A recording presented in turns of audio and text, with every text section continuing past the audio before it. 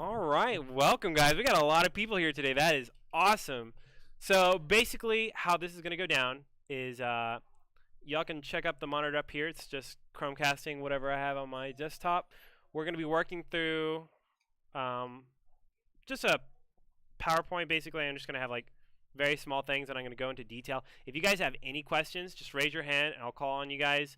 And we're going to dive into this. So this is going to cover all the games. Basics for doubles will transfer from all games. You know, doubles is more about the decision making rather than your tech skill or your single skill. It's decision making. That's why we can see crazy things like we have two mediocre players that are good teammates and they work together can beat two high-level players that don't have good synergy. We see that all the time in doubles, and you won't really see that in singles. Usually, though, the really, really good singles players have put time into doubles and are well acclimated in that field as well. So the first thing I want to talk about is something kind of fun. We've seen this picture thrown around in the Smash community. You know, you got one guy on the left, and he's like thinking, oh, here's the frame data, here's, you know, all this stuff. And then you got the guy on the right, and he's like, oh, I just want to hit someone. So to simplify this, you know, you've got one guy who's thinking about it really technically and one guy just going by the feels. There are definitely players that fit into both of these categories, right? You know, we all know that one person who knows the frame data, you know, like, oh, this is 4 frame, you know, whatever. And then we also know that guy that's like, ah, man, I just want to stomp knee. And stomp knee. Oh, this is such a cool combo. What I think makes a really talented player, and I've been thinking about this a lot, is someone who knows all the data, who knows the theory, who knows the, you know, what their character's limitations do, but they play with their heart and they play with their instinct. Okay? You shouldn't be in a match and you shouldn't be going, okay, he just hit me with a forward air which has 7 frames of lag and stuff like that. That's something that you should feel. Like, you know, like how many frames this move has beforehand, so you're like, okay, so I'll get a general feel of how long I should be in like shield stun. So this incorporates the doubles a lot because a lot of it is instinct. And you can sharpen your instincts with knowledge. This is pretty much not really said, but I think a lot of top players understand that you're playing with instinct, but you have a lot of knowledge to back it up. Yeah, and also a quick disclaimer, doubles is a science and an art. It's not, you know, I don't have a perfect formula to help you win. These are my opinions of my experiences, and I have a lot of experiences. And I've been on, you know, stages, and me and my teammate Lunchables have won a few nationals, and I've also been in top 4s and top 3s of Smash 4 nationals as well for doubles.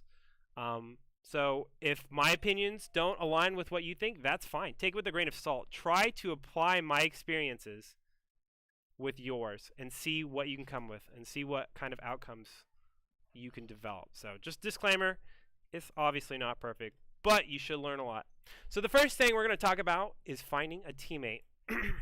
Finding a teammate can be hard at start because, like, if you don't do doubles a lot and you want to go to a tournament, well, you got to find a partner, right? You got to start somewhere. My first advice is try to find someone around your same skill level, okay? Because if you find someone who's at a different skill level, say me and Mac's team, and I am very new to the game and he's a very experienced player, when we go into a doubles match, we're going to expect different things from each other. He's going to get a grab, and he's going to expect that he can throw to me, and I will hit them back to him and combo and be watching him, you know. And I will fail that expectation if I'm on a different level than him. Actually, if I'm way better than you, I'm going to stay the hell away from you and hope you don't hit me. Okay. I'm just going to put God in my corner. True. And if I'm on the lower skill spectrum of that, and you know I'm playing Smash 4 and I get a grab with Luigi and I think, oh, I'm just doing my normal down throw forward air combo, and I'm not thinking about anything else except getting that guaranteed damage. And I do down throw forward air, and then all of a sudden my teammate is right in the way and gets hit with my forward air, and I'm thinking, God, this guy's supposed to be good. Why isn't he? Why is he in my way? I'm doing a combo. But in reality, he's trying to help you. He's trying to extend your combo, but you weren't watching him.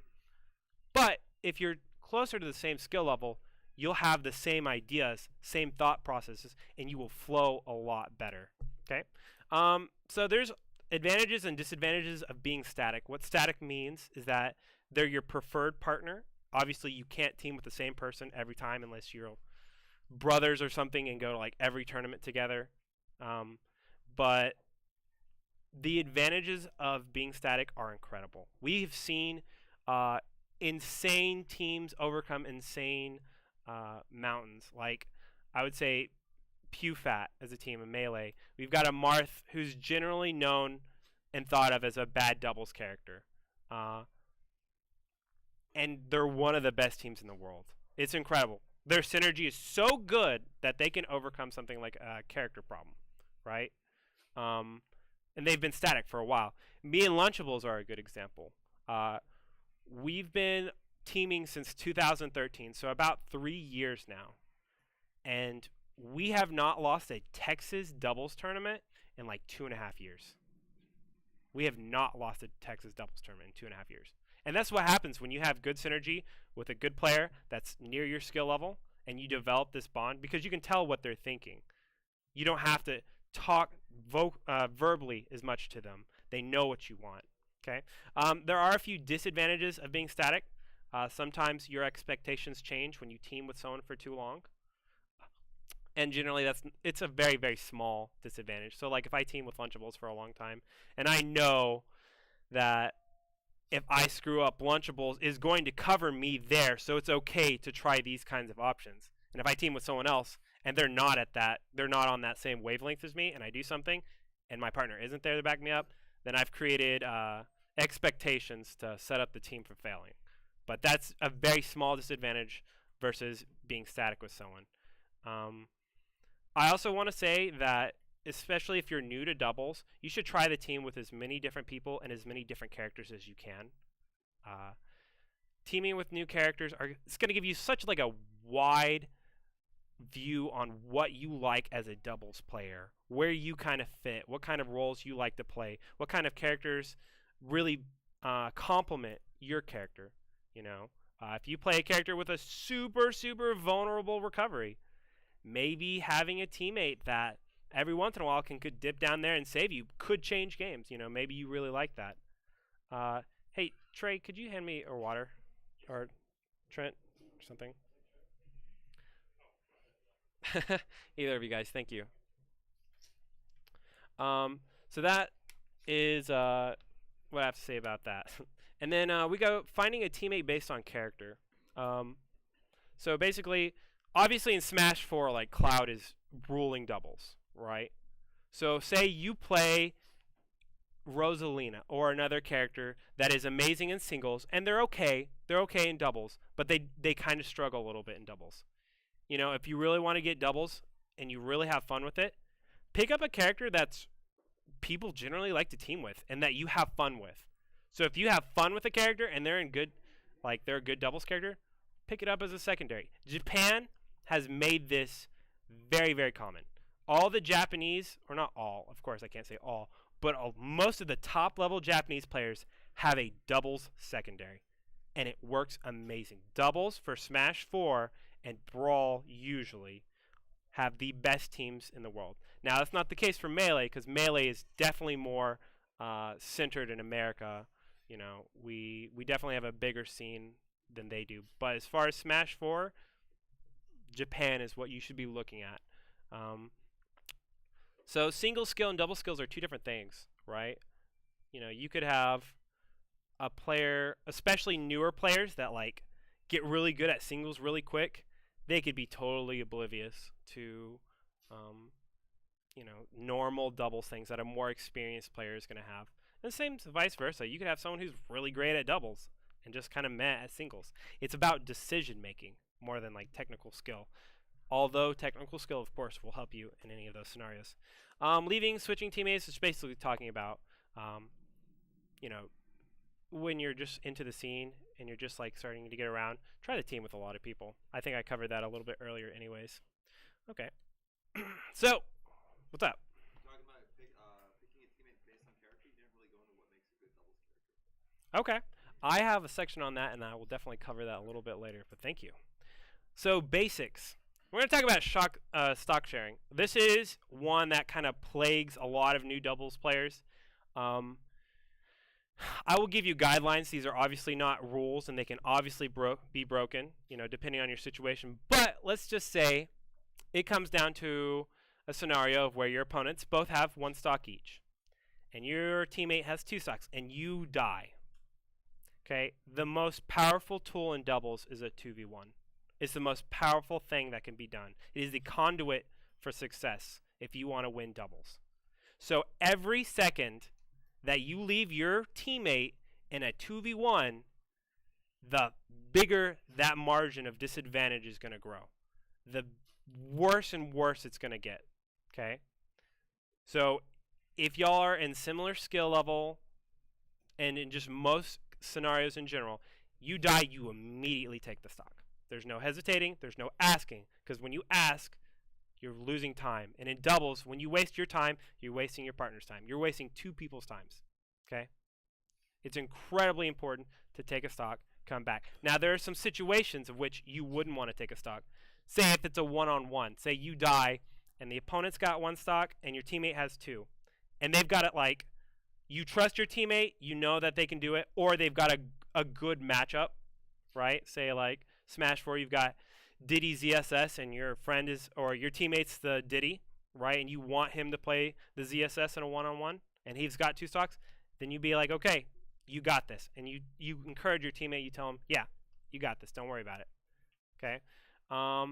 There is also one more scenario of which you might not want to take a stock, and it's kind of rare, but if there's a very big skill gap between you and your teammate, so say like you're really new and your teammate is like Zero or Armada or something like that, be like, you know what, fam, you take that extra stock. I believe in you. But generally, that's not the case. Is there any questions about stock sharing or the etiquette of that? What's up? What if they're on there? They said there's 2 stocks and they're at high percent, like very easy to kill percent, and you just died. Do you want to take their stock even and risk them? Absolutely, absolutely. Because if they're at high percent, that means they're about to die, and they're going to die super quick in a 2v1. If you want to extend that stock and make it really useful, you take that stock, and the first thing you do when you respawn, whether you died, whether you share stock, is you check what your teammate's doing. If they need help, if they're off the stage. We're going to talk about tunnel visioning and revenge killing and some of the really negative aspects of that. What's up?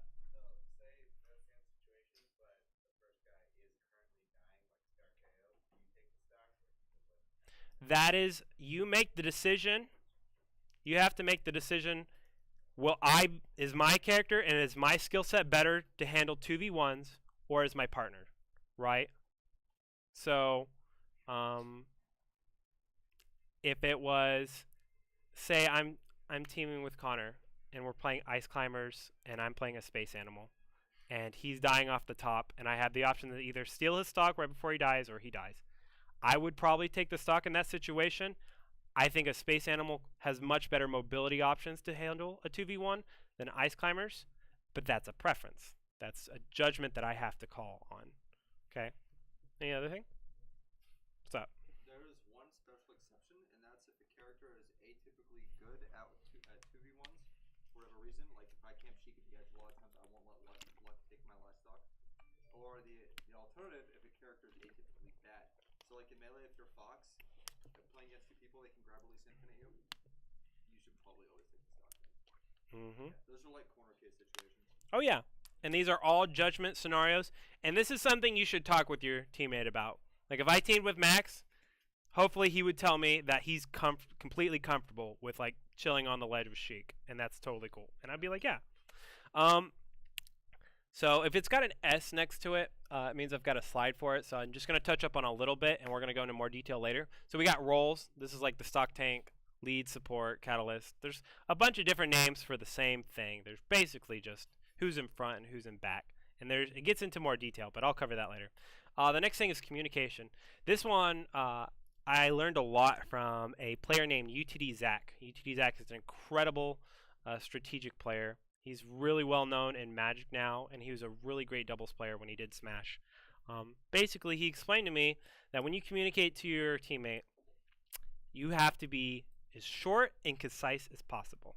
If you're being edge guarded, you don't say, hey, I may or may not have lost my jump and my opponent is maybe edge guarding me. If you have the time, could you strut over from, you're dead by then. You say help. Your teammate should already be watching the scenario, but they're generally waiting to see if you need them to step in. Say short, concise words. If you get a grab, or if your teammate gets a grab and you want them to throw up, just say up. Just say back. Don't say throw it upwards or something like that. So beforehand, just let your teammate know. I'll say help if I need help. If you call for help, do it sooner rather than later. Yes, that's a really, really good point. So say we're playing Melee and you screwed up and Fox is about to shine you off the side of the stage, and then he's going to be in a really good ample spot to shine gimp you. As soon as you mess up, before the shine even hits, if you can say help and get your partner's attention, that's going to help you in the long run. That's going to give him more time to react. Same thing for Smash 4. Like, maybe you're on Smashville and she grabs you and she's about to just fare you off the side and off the platform. As soon as you get grabbed, say help. Your teammates should be watching, but in case they're not, then you're there. So that's it about communication. Anything on that? Cool. Stage position, we're going to talk more about that. There's 3 stage positions that I like to talk about, and of course these kind of change with the platform layout, but they're pretty important and they help you utilize your team composition. Neutral is a very undefined term for a lot of players, and so I just have a slide talking about what neutral actually is, the real definition of it, and then volleying. Volleying is probably one of the most fun aspects of doubles. If you can't guess what volleying is, it's when you hit between each other. And there's certain techniques to that and counters and all that stuff. Okay. So roles. So support can also be called a stock tank or a catalyst or whatever, and a lead, the person in front generally, is an ace, a point. They're generally the same thing. They have similar attributes. One thing I really want to talk about, and this is extremely important, this is probably one of the biggest misconceptions that newer doubles players have. It's called role flowing. And basically, you don't go into a match and say, I'm lead, you're support, and that's how it's going to be the whole match, right? If the match starts out and we have that mindset that we're locked in, and I'm playing support, and I'm in front somehow, I've seen so many players go, well, I'm not supposed to be in front, and then they run back behind their teammate, and then they lose the entire stage control, and then it just goes downhill from there. If you are in front, you are playing lead until you lose that interaction, or if there's a great time to switch and both of you understand. Like maybe your partner has moved up onto a platform and sees, hey, this is a great opportunity for me to jump down on top of them. Like say Falco goes to a platform and you're under your teammate Falco and he jumps over you and then he takes lead. Now he's in front, right? So these roles flow. They're not defined. Stock tank, generally they'll hold stocks because they're playing defensive. It's not that, they have to just not interact with an opponent to be a stock tank. It's just the position they put themselves in. Is there any questions about switching roles or anything like that? So when would be a situation to go bad? Because I play Peach and I don't like leading. Like I love going in, but teams it's not a great idea. Okay, so in that scenario, if you're in front, if you really don't want to press forward, you have to defend the space you're by. Okay, you defend your space that you're by until you either win the interaction with the opponent that's in front of you, or your partner goes over you using a platform or jumping over you or something like that. Okay, you'd never want to just straight up run behind your teammate, because if you do that right when the opponent moves in, you just lost center stage, and that's so crucial, controlling the stage in doubles. So just defend where you're at. Yeah, that's basically that. Anything else? Did that cover your question, by the way? Cool. All right, babysit. So babysit's basically when you have a character that's pretty fragile, right? They either super bad recovery, or they're floaty and they have a hard time getting down or something like that. Characters like ice climbers have to be babysat. You know, if you just leave them alone, they're just going to get torn apart.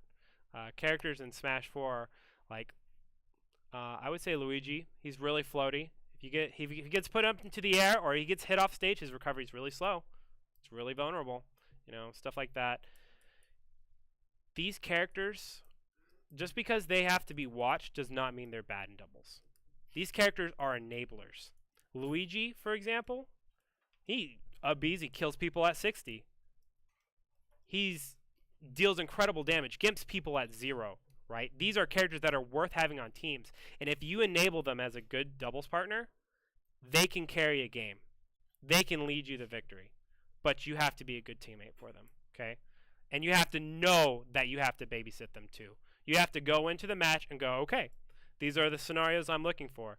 If I'm teaming with an icy player, right? And I see that the peach is just going after that person, then I'm going to mess with the peach. You know, I'm going to make it really hard for that peach to interact with the ice climbers player.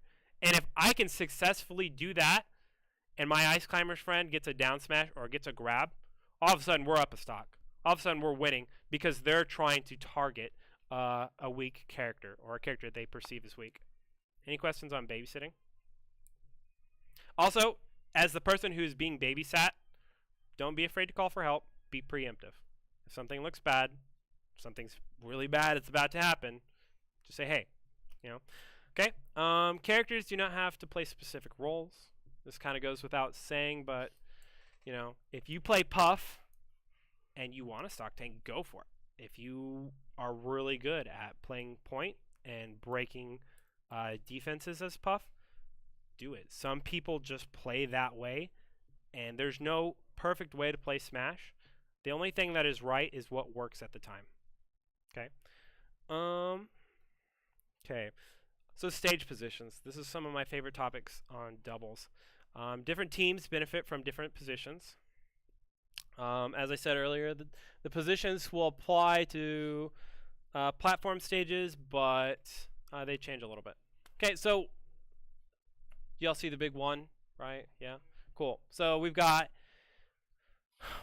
2 green and then we've got 2 blue. Basically, this means team 1 is on one side and team 2 is on the other side. This is for Smash 4 players. You will always start out in this position, like on FD or something like that, because the game just ports you in like that. Melee is a little bit different. Kind of depends on where you plugged in. We'll talk about ports a little later. But this is where we can see like the most clear example of who's ever in front is playing like lead, and whoever's on the back is playing support. And I'm going to go over what makes a good support play and what makes good lead plays as well. Mainly, I just want to talk about like if your team compositions, this is where they really shine. This is kind of getting into the theory of like if you have a character that's really good of forcing his way in or controlling stage. So in Project M example, we have like Lunchables Roy, right? It's a monster. No one wants to fight that thing face to face. You get out. In teams, yes. Okay. Well, just know I'll be there if anything goes wrong. Yeah, you're always the one that fucks me up. So Lunchables Roy, you know, he's going to force his way. He's going to push that other team off to the edge as much as possible. As a support, my two goals as a support is I'm far enough behind him so that he can move freely and do retreating, whatever, or if he needs to back out of a bad scenario, he can, right? He's got his movement space. But I also have to be close enough to if something goes wrong, I'm there immediately. Okay, and we're going to talk about how the hand stacking goes in terms of punishing. 2 is basically, that's going to be probably the most common scenario that you run into, maybe 1. This is basically you've got someone on the ledge and then an opponent, and then you've got yourself and then an opponent. Okay, it's kind of like it's stacked differently. This is so good because the whole point of being here is if this is your opponent. Sorry if you guys can't see. And this is you guys. This is your team. This person is always looking to punish this person, to force a 2v1. Because as I said earlier, 2v1s are the most powerful situation you can set up in doubles, right? So the person, like say we're blue team, right? Okay. If we're on the far left, we're over here, okay? We're fighting. The only person we can fight is this person. So that's our only job. We can't really help our teammate if something's happening over here. I mean, we can watch them obviously, but if we win neutral here, it is this teammate's job to be watching so they can lob back to us. Say we're playing Smash 4 and I grab this person. I grab this opponent right here and I throw. Hopefully this person is not occupied. If they are, then don't throw to them. If they're not, throw to them. Hopefully they'll volley back, hit them back to you, or finishing touch them, or whatever, whatever character you're playing. So interaction that small, that quick swings games. But you have to be watching. You have to be this person watching here. This person, This person has a harder job because they can get 2v1'd as well. In this scenario, generally, I'm just thinking if I'm here, trying not to lose this neutral here while always watching here. Okay? So anytime you can set up a 2v1, go for it. And then the third scenario is probably the most drastic in terms of like team competition. Usually, I would say like 90% of the time, it's best to be this inside team because you've got each other's back. If interaction over here goes wrong, then obviously your teammate's right there to back you up. Some teams really benefit from being on the outside. Like me and Lunchables actually do really well when we're both on the outside because he'll play like Toon Link and I'll play like Game Watch, and we'll just throw projectiles straight into the center stage. Where are they going to go, right? And they're just going to bump into each other. They don't have room to go, and we're just flipping bacon and bombs and shooting arrows, Some teams really don't benefit. If you have, this is a terrible example, but if you had like a Marth and a Roy team, and they're on the outside, they can't help each other in any way. If they wanted to help each other, if something's going really wrong, they have to fight through two opponents to go help their teammate. So it's just team composition really becomes important here. Obviously, you want to be on the inside. And the reason I bring up stage positions, the whole reason I show you this chart is because if you can recognize the situation and start to feel and understand, like when you see this, when you see like example 2, oh, I need to be watching my teammate for a volley. I need to be looking for that 2v1 setup. I need to be looking if this opponent overcommits to something that I can tap them and help my teammate and start a 2v1 there, right? Or if I'm in this situation, if I'm playing support, then I'm going to make sure I'm close enough to my partner that I can assist them, So once you start to recognize these, you'll start to feel them. And once you feel them, it's just going to be instinct. And that's the goal. You want every one of these concepts to be instinct. You don't want to have to think about them. All right. Neutral, basically the most simple definition I know is when both parties have all options available to them. Would you say that's a pretty basic definition of neutral? My neutral is actually considerably different from yours, and actually I'd like to go back to the last slide. Can I add on to that? Sure, absolutely. All right. So this one here is positionally neutral. You touched on that. If for whatever reason you don't think that you have good cooperation with your team partner or whatever, you generally want this because each of you can break down into two 1v1s at at any point where you each have mild positional advantage on each other. I describe neutral as neither of you has leverage over the other with respect to the stage. Okay. Okay. If you have good teamwork with your partner, you want this one over this one because you still have mild positional advantage on this guy, but this guy's fucking dead. Yeah. They should be really dead really fast. Oh yeah. This one is preferable to this one if you have a static teammate and you know what you're doing. Right. Yeah. And a lot of it's going to be how good is your synergy? How good is the team composition? You know, a lot of this stuff. And that's why doubles is so cool. It's like a RPG, you customize aspects. Oh, I like this equipment. This one has finishing touch. Okay, so neutral. You can go with that. Basically, you have a lot of options open to you. Not if someone's not on the ledge, right? Someone's not being juggled in the air, right? That's not neutral. Neutral's over. Neutral has already been lost or won at that point. I wanted to talk about this first scenario, which we talked about is probably the most neutral-centric scenario. So this one where you're both on two sides. So the leads.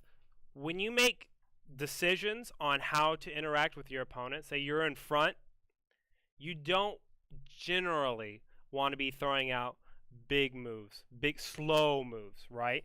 You want to be throwing low commitment moves. Tilts. Grabs are still pretty good, but they have to be used carefully. Jabs. Your normal stuff that you're going to see in singles, like your dash dancing, it's going to be a little bit less effective in this scenario.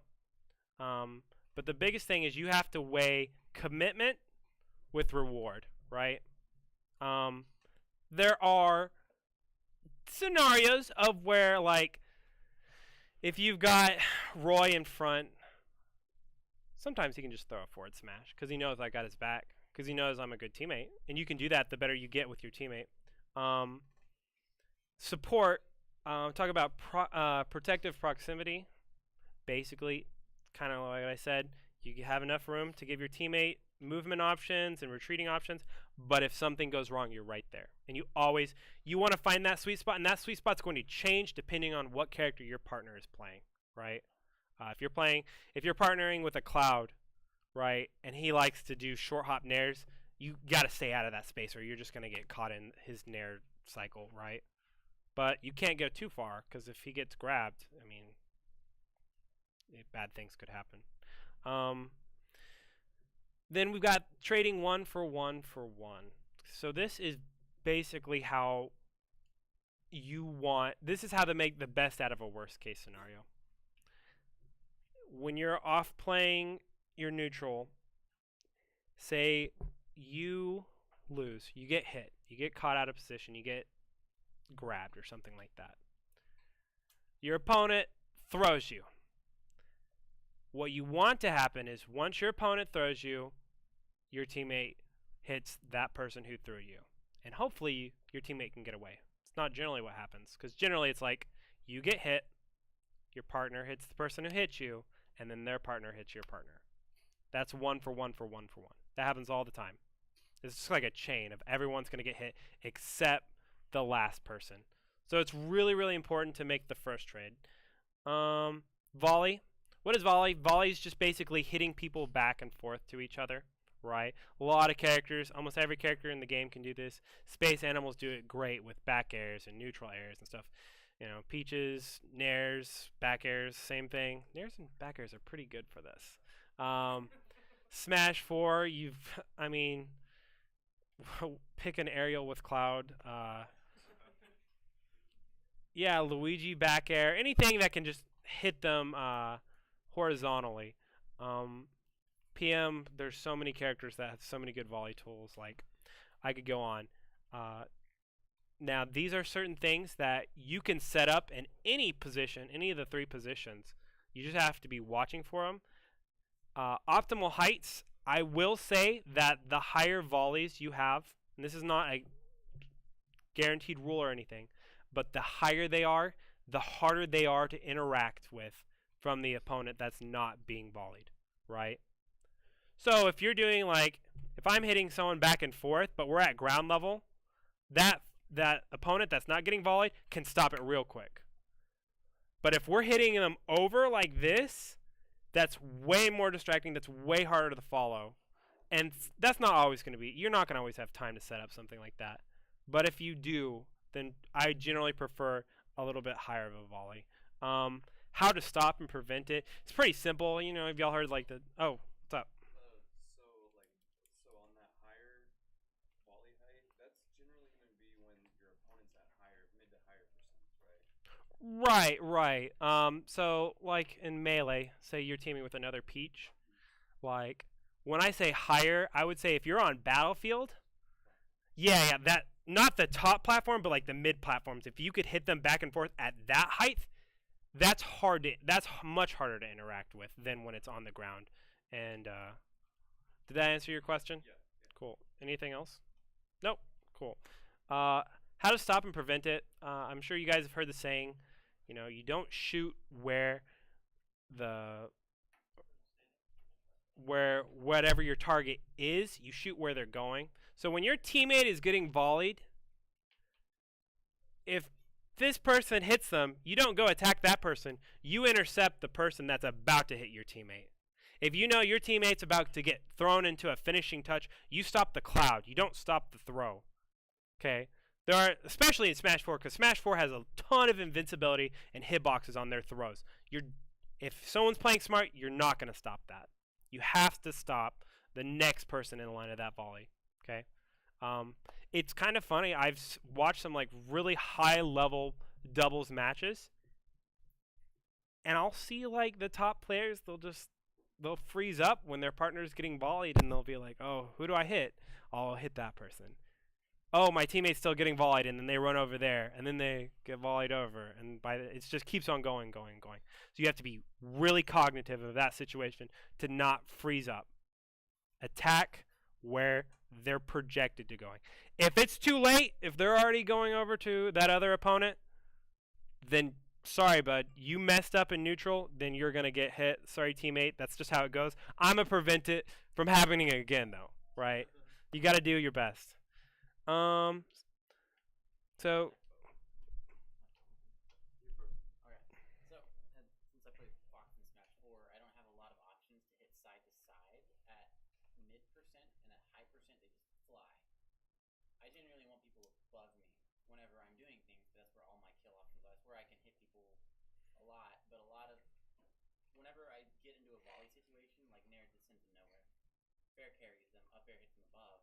What is a good option for that? Or should I be trying to juggle, cover other space, and then have them juggle, and then continue going higher and higher?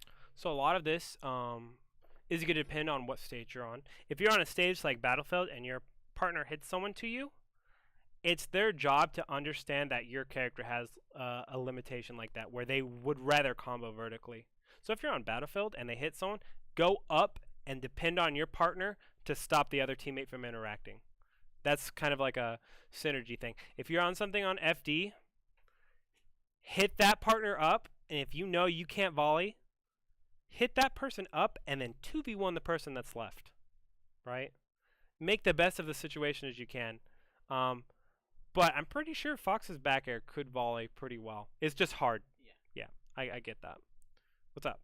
Okay, so in terms of breaking up volleys, something that's important is don't be afraid to hit your partner.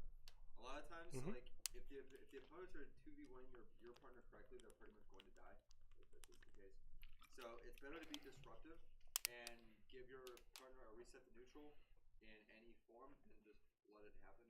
Just like begin and dash attacking the crowd is usually good enough for a reset. Yeah, and he brings up a really, really good point. Like in Brawl, one of the reasons Meta Knight was insane in doubles is because if anything went wrong, he could just tornado and sweep the field. He'd pick up his partner. Yeah, he would tornado. He would tornado your neighbor, your partner, your whatever. Everyone gets reset into neutral. And then you play again. And then if it looked bad, you just do it all over again. And there are a lot of characters who have options like that that'll sweep across the stage. Like Sonic can oddly do that. It doesn't work near to the extent that like Meta Knight has, but he can just roll across the entire stage and disrupt everything. Yeah. Everybody's seen that situation where like somebody's getting 2v1, and then the partner's sitting on like the edge, like dash dancing in place or shooting lasers. Don't be that guy. It's just not helpful at all. Okay. So combo theory. I see a lot of people kind of like try to plan out these super elaborate combos. Like, all right, I grab and you footstool and you jab block, and then I'll start my PK Thunder 2 on the other side. Oh, that's sick. It'll be great. That is awesome if it's a 2v1 and you're on stream and you're showing off, right? You know, that might work. But in a real 2v2 situation, those long, elaborate combos are not going to work, obviously. You want something fast. Damage output is extremely important. If you're coming up with combos that are cool, but they don't do as much damage as like just a normal volley, it's probably a waste of your time in terms of competitive gameplay. So damage output is really awesome. Low kill percent potential is really important too. If I'm playing Luigi and my partner grabs someone, they could throw to me and we could volley, we could do some cool stuff, or I could just up B and kill them there, right? We could just make it short and simple. Kind of keep these things in mind. And another thing, footstools for PM and Smash 4 really underutilized in teams. Say Mario and Smash 4, it's just up tilting, right? If you just go and footstool the opponent that they're up tilting, they go deeper into the up tilt, or into an up smash, or into a jab reset, right? If there is a situation of where you might not be able to get the volley, right? You're playing a character. But if you can footstool someone and put them in a tech scenario and hard cover an option and have your partner hard cover another option, you can convert into a kill from that, right? You put someone on the ground, you charge an up smash on the roll away, and your partner's got tech in place, or not tech in place because you can't tech it, but normal get up and then roll away. That's another really cool option. You trap someone on a platform with a footstool and your partner's under them, that should be a hard hit. That should be a phenomenal way to get a leg up on whatever's happening in the match. I can't express enough how like important, or not important, but underutilized footstooling is in combos. And it's really not that big of a commitment, because all you're doing is you jump on them and then you're out. You're not committed to a move. You're upwards, which can be bad sometimes. But anything on that? Can I add to that? Sure. Okay, so you were talking earlier about how throws and dash dancing is worse in teams server. One of the things that gets a lot better in teams is crouch canceling. So it's really important to get like the opponent like the mid percentage threshold where you can break ASDI a lot easier or challenge true crouching a little bit more effectively. So from Marth wants like exactly 57%. That's where tip fair and tip down tilt can be semi-stale and still break crouch at 50 or from 90 weight and below.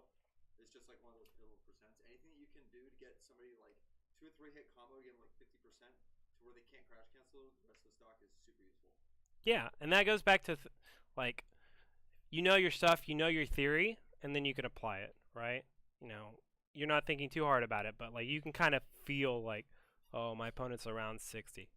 They can't crouch cancel this anymore, right? Okay. So moving on. So this is the intermediate slide, and we're just going to go over some of the more intermediate topics of doubles. Focusing on the 2v1 rather than the 1v1. I see this way too often, lower level or entry level doubles players, and even some good doubles players, they'll prefer to break off into 2 1v1s on the side. You know, it's kind of what you do like in a free-for-all or something. Hey, don't bother me. I'm just playing a 1v1 over here. No, get away. You know, that is not how high-level doubles is played. That is not how you synergize with your teammate. Because you generally can't help each other from that kind of scenario. And the biggest thing is you don't 2v1. 2v1 is the most powerful tool in doubles. I already talked about roll flow. Surviving versus KOing. This is a personal ideology. You could totally disagree, and that's cool too. But I will explain how I feel about it. I feel like it's a lot more important to not die rather than it is to kill someone. Okay. You agree with that too? Playing ice climbers against everybody is broken. Teamwork is broken. If you have one strategy against the teammate against the opposing team, it's don't let let them use teamwork.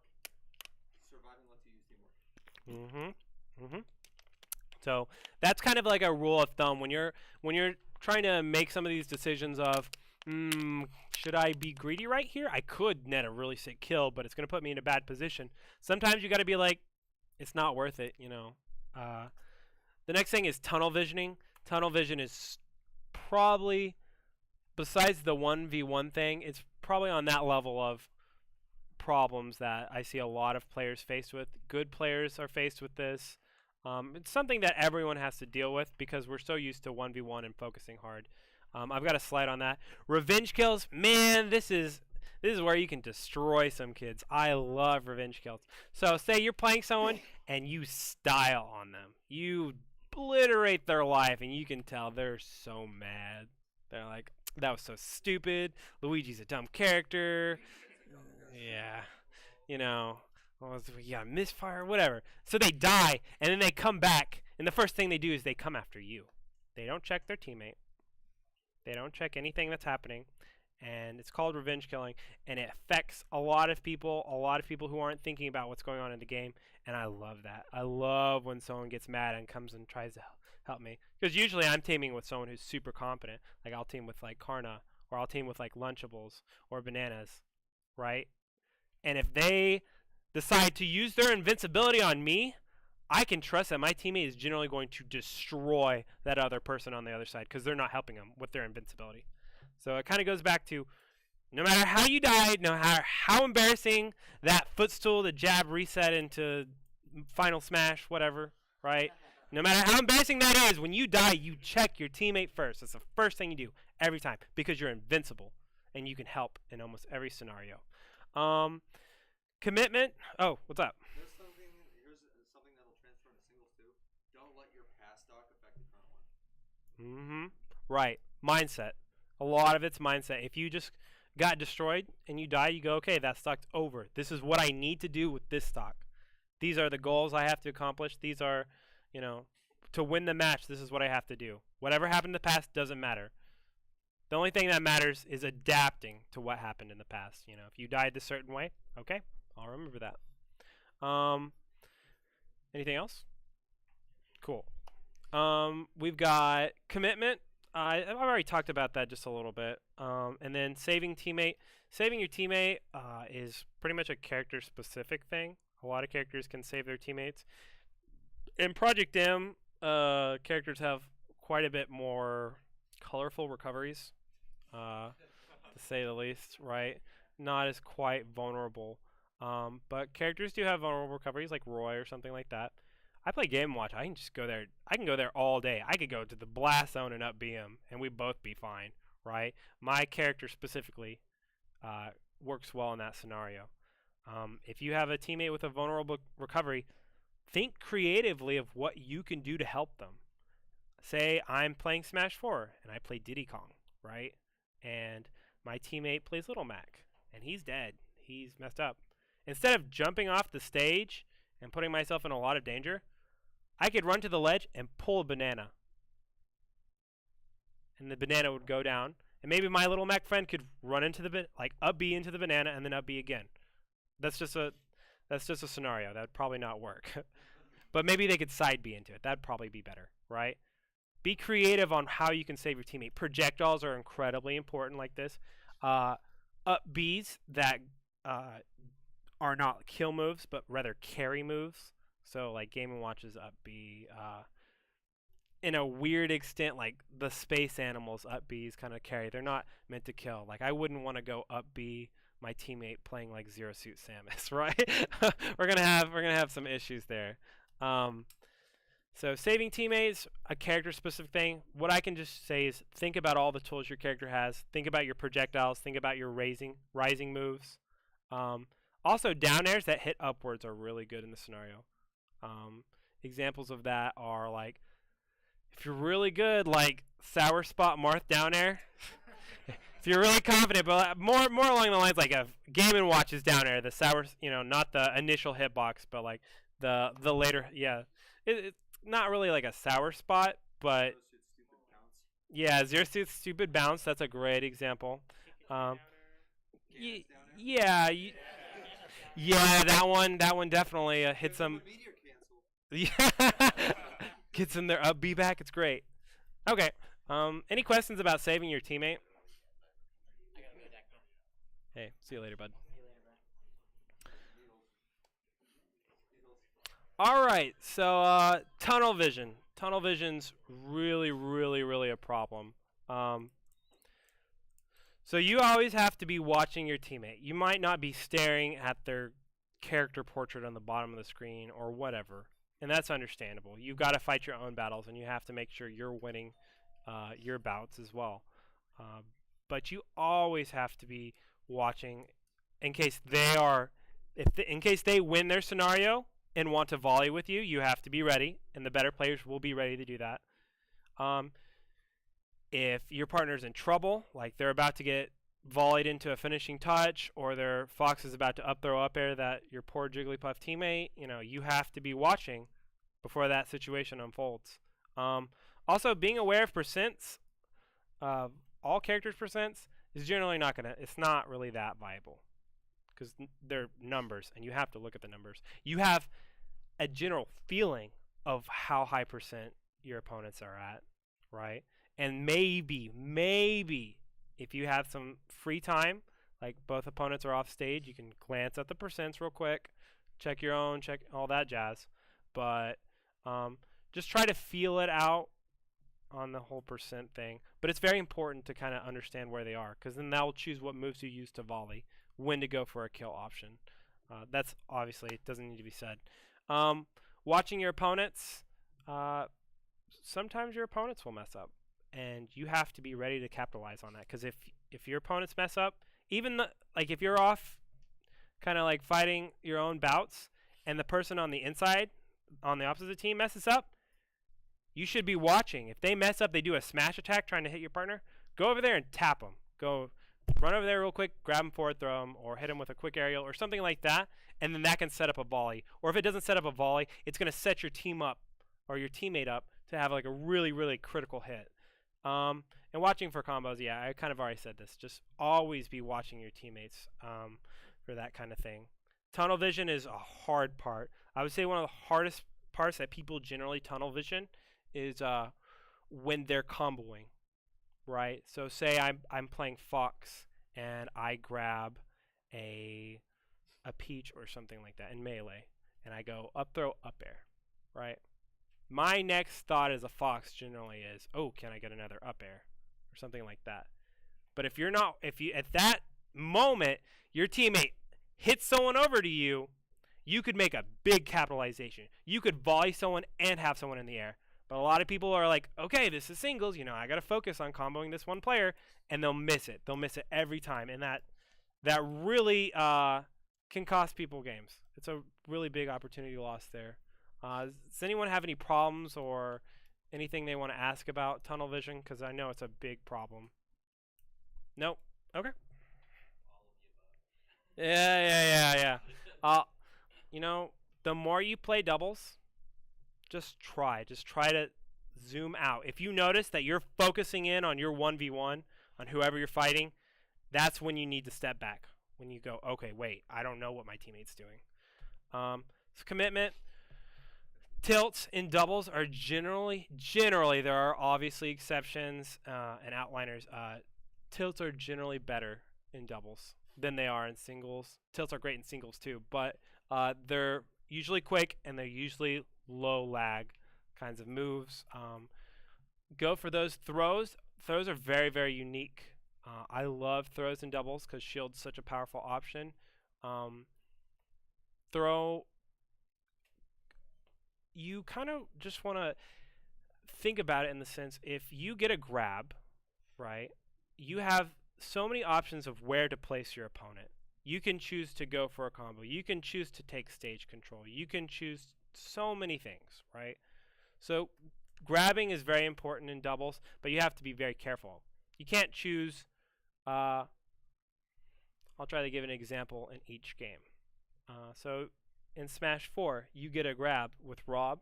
You can't down throw. That throw is going to take forever. Not only is that other opponent going to come and body you, but You know, you're not going to get much off of it because it's not quick. In melee, what's a slow throw? Sheik's down throw, right. You don't want to pick something that's like super slow. Not only are you going to have a hard time following and chasing that opponent, but by that time, the other teammate is there, right? Pick something quick. You got to go. If you have time, say like we're playing doubles and he gets a grab and I really want him to do something, I'll say back. And I'll throw him back. You know, got it. And that's just comes from watching your teammate all the time. Combos, we've already talked about combos a lot. Just be careful not to overextend on a combo. Like if we're playing doubles and like your teammate hits over to you and you're playing Fox and you're like, oh, I bet if I hit him over here and I start my up B, it'll be really sick. I'll catch him in the fire and you're gonna die. Smash, big commitments, benefits. Sometimes it's not that bad to throw out a huge commitment thing. Lunchables does this in doubles all the time. He plays Roy. He'll just go in and forward smash.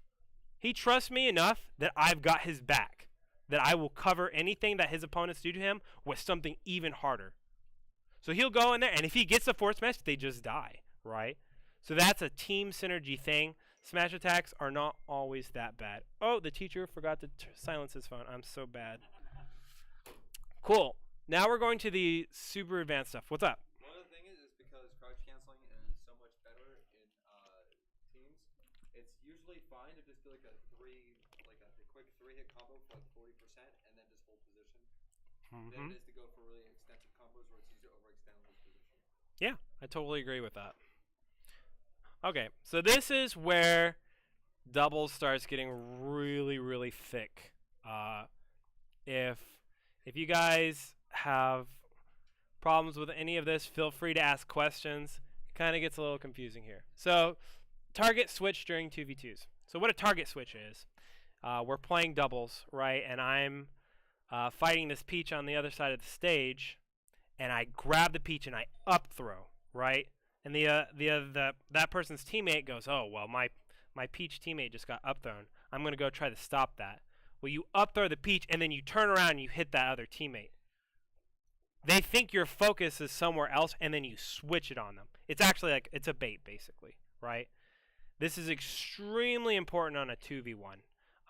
But targeting switching, the higher level you see, the more target switching you're going to see. You're going to see, oh man, Zero's about to go out of town. He just banana, down tilt, turns around and grabs someone else. Like, that person didn't see it. I didn't see it coming. It's super hard to track if you're good about switching your targets. Boxing players out for a 2v1, stock walking is what I've heard it called. Say we're playing on Dreamland, right? And this is PM, and DDD is at 160% probably. Okay, so instead of trying to kill DDD, grab him, throw him off the stage, and while he's recovering, use all that time to 2v1 a player, 2v1 the other teammate, and when that DDD returns, or any other character, your goal is not to finish them or kill them or interact with them in a really, really meaningful way. Your only goal is to basically stall their time, maybe push them away just a little bit, and then try the 2v1 that other teammate. Push them away a little bit, like hit them with like a forward tilt, and then they get knocked down, and then you 2v1 that other teammate, creating as many 2v1 scenarios as you can. This works really, really well when one of the opponents is at high percent. Low-level bullying versus high-level 2v1s. So basically, there's a point to where when the player skill gap is so great that this whole presentation I've talked about trying to create 2v1s. Well, if you're way better than your opponents, then basically you can just split onto 1v1s on purpose, and they probably won't realize what's happening, and you just decimate them in 1v1s. And a lot of players fall for that. A lot of people do. If me and Lunchables just want to sail through a bracket, we'll do that. Yeah, we'll chill on other sides of the stage. it's kind of like a race. Who can kill? Who can take more stocks at that point? You know, because then it's just 2 1v1s, and we go at the end. We check the damage. You're like, ha, you only got 400%. You know, whatever, something like that. Okay. So that being said, that concept has to be flipped. If you are the underdog players, if you're the one fighting obviously the more established players, you cannot let that happen. You cannot let your team be split into 2 1v1s. The high level 2v1 is the only way you can stop players that are better than you. Or you can get lucky and they can suicide or something like that, right? But, you know, you're playing against Armada and Android. You're not going to beat them in 1v1s. I mean, I guess you could. Go you. But it's generally, you know, a lot of us are not at that level. The only way we would ever have a chance of beating someone like that is if we force 2v1s. Because no matter how good a player is, 2v1 is always going to be bad. It's always going to be bad for them if you play it correctly. Then I've got starting game plans. That's something, I have a slide about that. It's something more you'll see with static teammates. And then slow recoveries. If a character has a slow recovery, like Samus is at like 200%, and they're just bombing, don't focus on them. If they're recovering, hit them away, forget about them, and just try the 2v1 your teammate, or the 2v1 the opponent, right? This is the same thing if you're playing against a Luigi in Smash 4. His recovery is way slow. Just hit him away and go focus on the other person. I've seen so many people just stare at the ledge while they watch the Samus bomb jump. I'm like, are you serious? Oh, why? All right. Any plans or any questions on any of those?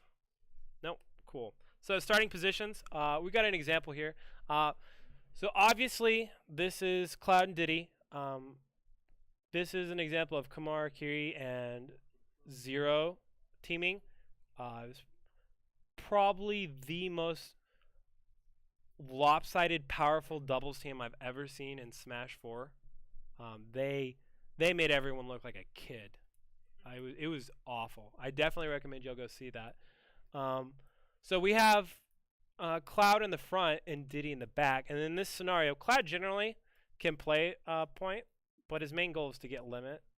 So, you know, when I talked about you don't want to run back behind your teammate, well, their starting game plan was they still want Cloud in the back to charge. Like, there's so much potential there. So instead of like running all the way back behind, he jumps up on a platform and allows Zero to control the ground right there. So that's just something like a game plans for when you start out. Game plans are really good for static teammates, and they are really beneficial for when you are playing on a tri-platform stage. If you are a teammate, a floaty teammate that's stuck on the top platform, and your teammate spawns on the bottom of Battlefield or something, and they don't care what's happening to you, they don't have any clue that you're trapped on the top platform, you can get murdered. You can get absolutely obliterated because you can't get down. And the more you team with someone, the more you're going to understand what your teammate would try to do to help you in that situation and empower you. I just thought this was a great example because they knew exactly what they were going to do. There was no communication verbally there. They were just like, all right, I'm jumping on a platform, you take front. It was just done deal. Okay, I'm going to talk about 2v1s as the one. This is another super fun part of doubles. I love doing 2v1s. Target switching is, in my opinion, the most important thing for successfully winning a 2v1.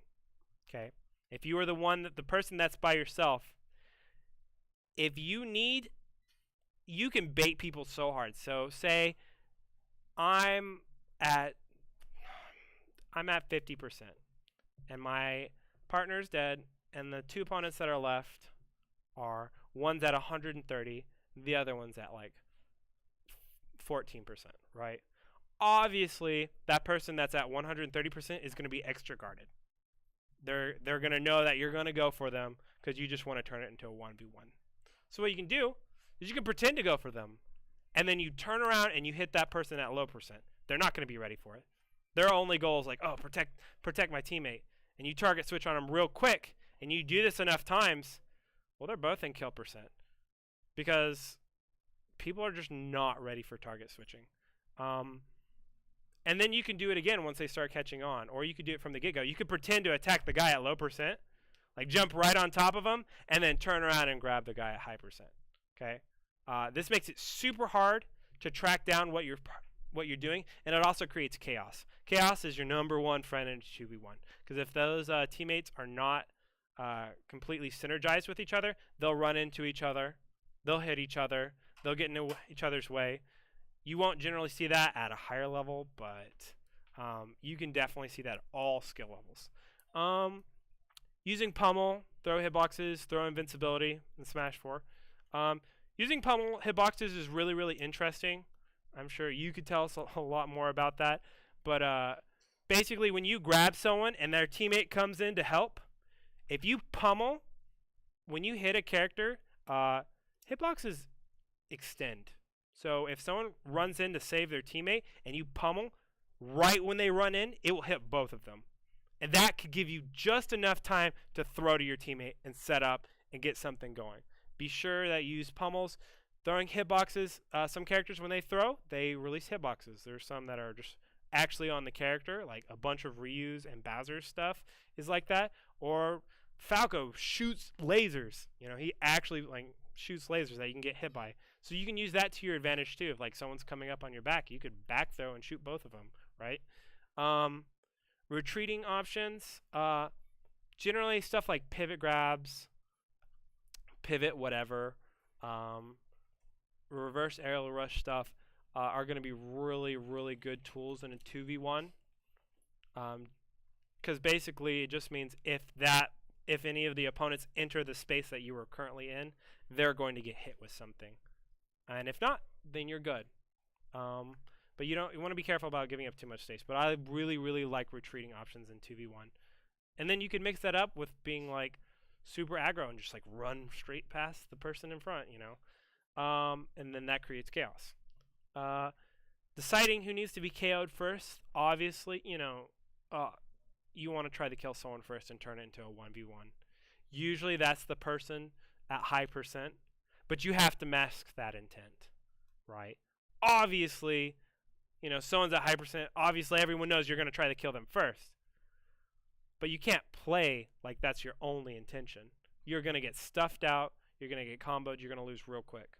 You got to pretend sometimes to go after them, you got to target switch, you got to be clever, crafty, be safe yourself. Just don't be obvious. Remember, you're playing against two thinking opponents. You're not just playing against CPUs or bosses in a game. These people are thinking just like you, and you have to respect that, and you have to take advantage of that. Then you generally don't want to get caught in the middle. Some characters do have great movement options and can work on that, but it's easier to create chaos if you're on the outside, and then you move in really quick, or you just stay on the outside and you're just doing a 1v1 kind of neutral. This is really important. If you get a grab, use what I was talking about, use the pummel hitboxes. If you do a move, know that other teammate's going to be there and hit you. Don't throw a game because, hey, he was open and I forward smashed him, but then the other teammate just killed him. That'll end the game. Just go for a tilt and just look for a better opening later. Anything, questions on that? Cool. 2v1 as the 2. If both you and your teammate are low percent, then the lead should be either the better player or the better matchup, right? So if someone has a really good matchup, so in Melee, if there's a Fox and a Falco team, right, and then the only opponent left is a Puff, I would generally let the Fox go in front. That's kind of, you never Fox can go anywhere, trust me, but also the better player generally should stay in front. If you or your teammate are at high percent, then the low percent player usually takes lead. This is just kind of a common sense. You want to protect your player. And then there's protective proximity that I've been talking about. If you're behind your lead, make sure you're close enough that you can close out a game or get a really clutch punish if he does lose the neutral interaction there. And honestly, there's no shame in going for cheese grab release options. This doesn't really count for Smash 4, but PM and Melee, Man, if you guys really want to win and someone gets a grab, just have the other person stand on the other side. Pummel, pummel, pummel, release. Pummel, pummel, pummel, release. Pummel, pummel, pummel, release. There's no shame, whatever. Or you can just do it by yourself if you're ice climbers. And you can go practice tech skill on the platforms and be like it. So that's just about everything I have on the 2v1 as the 2. I think the protective proximity is probably one of the most important things to take away from it. Give your teammate enough room to move around and throw out his normal options, or he will hit you, and that's going to create chaos, and that's how you throw 2v1s. Okay. What makes you a good teammate? We're almost to the end, guys. Trust yourself, right? If you go into a 1v1 situation and you're like, man, I'm going to mess this up, I'm going to let the whole team down, then you will, right? You have to go in there and be like, okay, I'm going to do my job, and if I fail, I know my teammate will forgive me, and I'll do better. And you have to trust your teammate even when they fail. So, for an example, me and Karna haven't been teaming a long time, or me and Bananas haven't been teaming a long time. I will hit it to them, and they might not hit it back to me. And in that scenario, they failed. But the next time that scenario comes up, I will 100% trust them to do it. Because I will always trust my teammate. And I will trust them until it works. And that's what builds good synergies, having trust in your teammate. If something needs to happen and they mess up, they'll get it eventually. We're all smart human beings. We're playing competitive Smash, right? We obviously have to have some sort of brains. So trust your teammate even when they fail. I can't stress that enough. Because they have to trust you when you fail. That's how it goes. It's a lot of this like a relationship. It's kind of... Anyways, so don't tunnel vision. Always watch your teammate. We've already talked about tunnel vision. Don't give up. You're not just playing for yourself at this point. You can't just go, oh man, I really hate playing Game & Watch. What a dumb character. I don't even want to play anymore. When strong bad, please. You know, you can't just sit that, because not only are you letting yourself down, but you're letting your teammate down. Kind of. And the last thing I have in here is don't revenge kill. Don't die to someone and then just target them. Always assess the situation when you come back. Team comp. Generally, these are just guidelines. These are definitely not what makes an amazing team. That's obviously decisions make good teams. But you generally want to have at least one character with kill power. If you're playing Smash 4 and you've got two Sheiks together, Sheik does have probably the best neutral in the entire game and the best frame data. But if she's not killing anyone till 160 and everyone's living to 160 and then you just get rage killed, it's bad. Try to have someone with a little bit of oomph. Don't pick two characters that need to be babysat. Like, that can work, but man, can it go so wrong. It can go so bad. Two ICs teamed versus like two Foxes and they just get split. It's like, yeah, it's like the Foxes play a game of like pick up the marbles, where they just drop the marbles and it's Nanas and Popos and they just try to pick them up as quick as they can. Ooh. And then try to pick two characters that cover each other's bed matchups. This is kind of just, if you have multiple characters, if you play multiple characters, you can generally avoid this, but like, Double Luigi is a sick team in Smash 4, but if I run into a Rosalina team, man, it's going to be rough, because we both can't interact with one of the characters on the screen, and that makes it super hard to win. Picking a character is very common to see a character specifically for doubles. As I said, Japan's really big about this. Different characters become viable in doubles too, right? You've got characters with terrible neutral, but you stick them in a doubles environment, and neutral is a different beast. It doesn't mean the same things. Dash dancing is not, the ultimate benefactor of that. So mid tiers and low tiers kind of change their roles there. Very, very important for Smash 4. Okay, some characters that don't shine very well in singles for Smash 4 will be amazing. Little Mac is an example. Super, super gimpable character, but that character hits like a truck and has super armor and frame 1 jabs that do 16% and safe tilts and crazy KO power at like 30 with the KO punch. changes completely. It's a completely different environment. So we've got that, and then we've got Floaty's kind of shine in doubles, specifically melee. Like Peach is a great character, Puff's a great character, but in doubles they're amazing. Holy snap! It's kind of cool. I prefer to team with a character that's floaty, and that's just a personal preference. I just kind of put that in there to kind of give you perspective that characters change drastically versus their singles and doubles environment. Common misconceptions. Good singles players are good doubles players. That's not always the case. We see that a lot of that in our own region, right? And that's just because of inexperience. And you'll see like the people who have been playing a longer time are generally just more acclimated to that because we've generally played more doubles. We've been to more late night Smash Fest where we just decide to play doubles. We just have more years on us. But some new kit and some new gens are amazing at doubles, and that's awesome. Just know that they're two separate skills, but the good players will generally have both because they're good.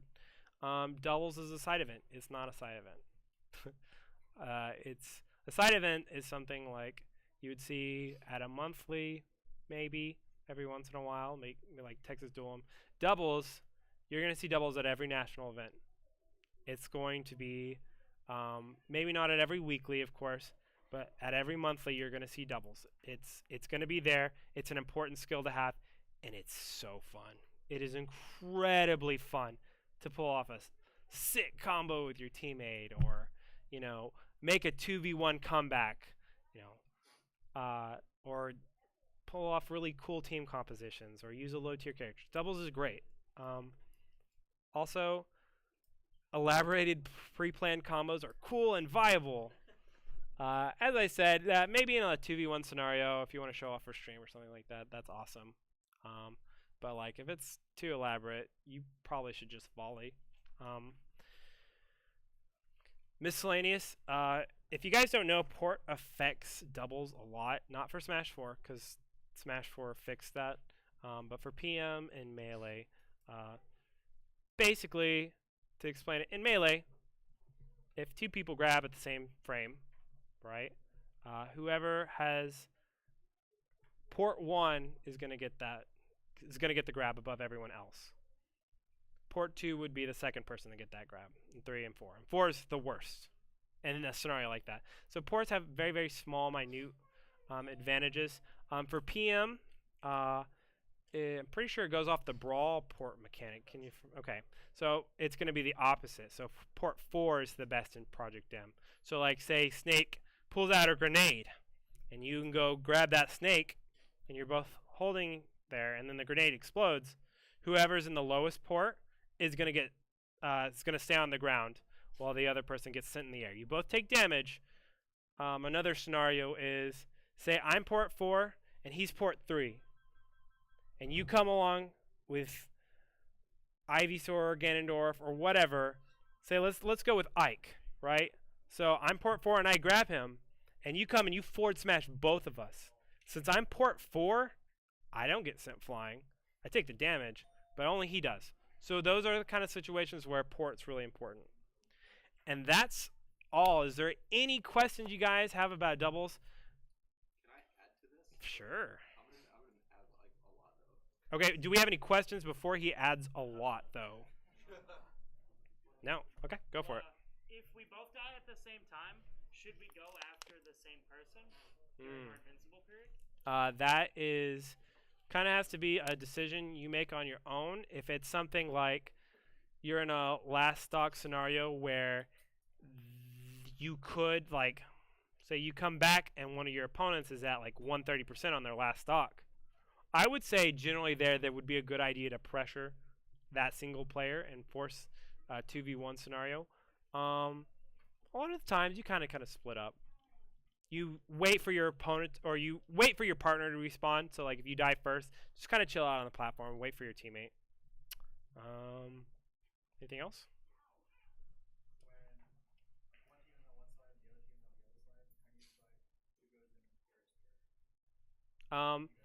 Yeah, that goes back to the role flowing. Who's ever in front, you are playing lead at that point.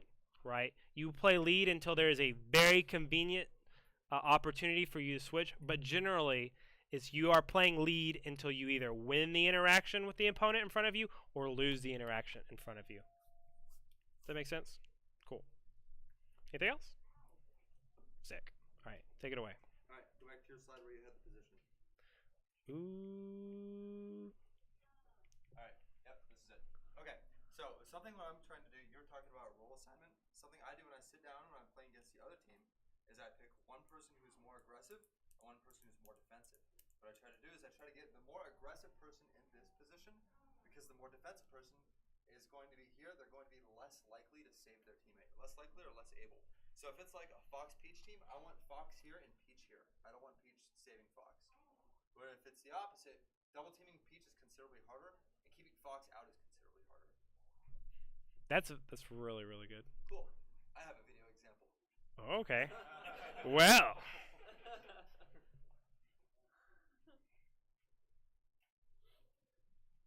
Okay. YouTube it up, my friend. We won't have sound, but we'll have video. You won't need it. Zenith 2012, Hungry Box and Hacks versus Dr. Peepee and Everlasting Is. And we're all going to watch Hacks get bodied. Because Jigglypuff doesn't see it. So it's Dr. PP versus. Hungry Box and Hacks. Yeah, there you go. Close enough. Yep, that'd be it. And we can watch it. You gonna fight me? I honestly think it's the best game in the world. The story's deep and dark, has deep meanings. If you look at the tier list in Melee, look, do you see that woman right there? That woman? What? She turns into a ninja. She's top 3. Samus is a ninja though. Samus sucks. She's a ninja. By the way, I think people have misinterpreted what YOLO actually means, but I'll talk about that later. Ooh, and Peepee with a nice, quick, early gimp on Falcon. That's something really annoying for Falcon. He has 2 space animals right now to fight against. Yeah. And a slow partner that can't really help him that much. Just random pokes. She can recover. She can help him recover because Falcon cannot recover. Yeah, but she's also taking a risk by just going out there. Yeah, but she's buff. I don't like the matchup between Puff and Falco, but it's possible. Wow, nice team combo by Peepee and Wow, they're really wiping the floor right now.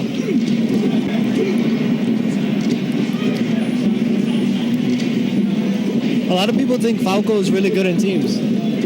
I don't think so. I disagree. He's a liability. He can go 50-50 actually. Yeah, nice knee by Aziz. He can rack up damage, but he can also die. Yeah. Really fast. Really, really fast. It's just, I don't know. But Fox and Falco complement each other so well, it kind of covers for it.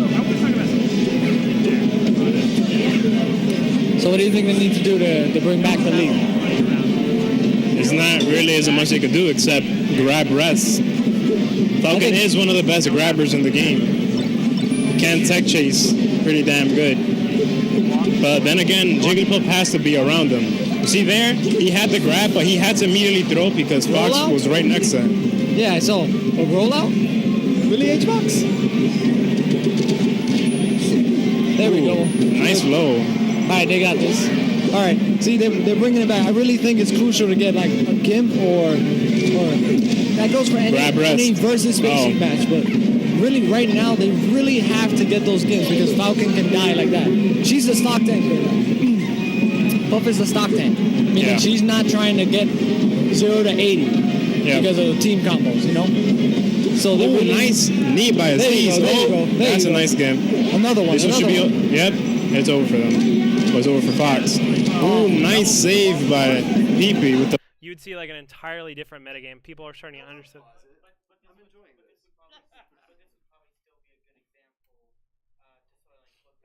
This is still way higher level play than everyone in this room. Yeah, exactly. So it's still a good lesson. Yeah. Yeah, so go ahead and check that out. I'm going to go ahead and end the local recording here. Yeah. Let's watch I wanted to thank you guys for coming out. Did y'all have any closing questions or comments or anything like that? What's up? Just one thing that I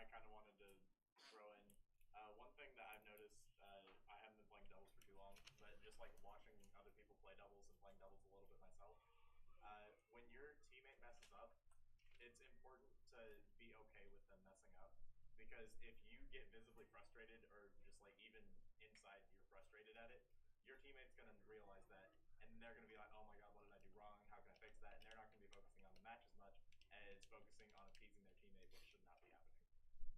Yeah. So your mindset is going to boost your teammate's mindset. Yeah. A lot of it goes to trust. Trust your teammate won't get mad for you messing up. Trust yourself because you know you have the ability to overcome whatever you've done. All right. I think that's a good point to end it on.